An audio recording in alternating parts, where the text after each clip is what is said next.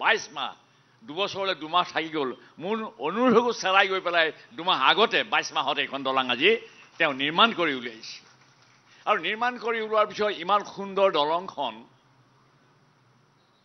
মানুহে ফুৰিবলৈ আহি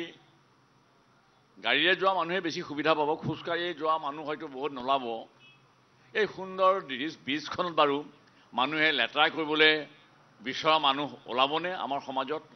নিশ্চয় ওলাব যোৱাকালি যিখিনি দেখুৱাই আছে গাড়ীত যোৱা কালিতো গাড়ী যোৱা নাই নিশ্চয় খোজকাঢ়ি যোৱা মানুহে পিকটিক পেলাব লাগিব মই অনুৰোধ কৰোঁ তামোলটো মই ফটকে মানুহে খাব নালাগে বুলি নকওঁ অসমীয়া মানুহৰ তামোলটো হৈছে সন্মানৰ বস্তু শৰাই বিয়া চবতে তামোল লাগেই কিন্তু তামোল খাই পিকাব লাগে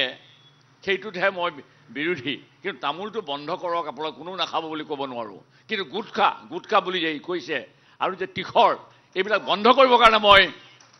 মানে আমাৰ মাননীয় মুখ্যমন্ত্ৰী ডাঙৰীয়াক অনুৰোধ জনাইছোঁ মাননীয় মুখ্যমন্ত্ৰীয়ে যেনিবা বন্ধ কৰিবলৈ অৰ্ডাৰ দিলেই ৰাইজে যদি মনে মনে খাই থাকে তেতিয়া কি হ'ব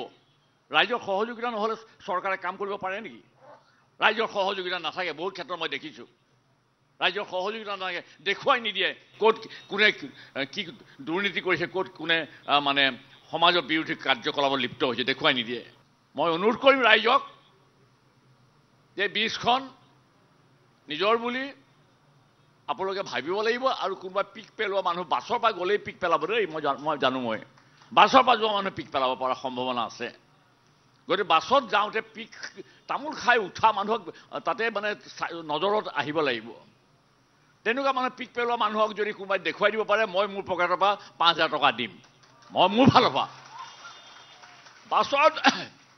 চিটি বাছত আহিলে আপোনাৰ চকু দি আহিব ফটককৈ যদি পিক মাৰিব ফটকৈ গাড়ী পৰা তাক হাতত ধৰি নমাই লৈ যাব নমাই লৈ মোলৈ ফোন কৰি দিব বা পুলিচলৈ ফোন কৰি দিব মই লগে লগে জেগাত আহি সেই মানুহজনক মই 5,000 টকা দি দিম যি হয় হ'ব মোৰ লোকচান হ'লে হ'ব